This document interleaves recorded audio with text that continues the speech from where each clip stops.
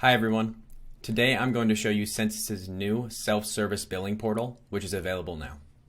In the past, trial users or free users would have to chat with our sales team in order to upgrade to the next tier. But now, they can upgrade, see invoices, and manage payment information directly within Census.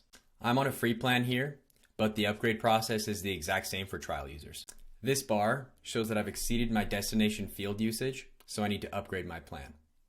So you click Upgrade Plan, and then Change Plan. This takes you to Census's billing portal, so we'll click Upgrade Plan, and you can decide between Census's Growth Plan or Business Plan, whichever suits your needs. Additionally, if you prefer to pay yearly, you can do that as well. So for this example, I'm going to do the monthly growth plan.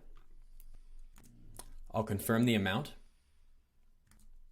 and then I add my credit card information and click Continue.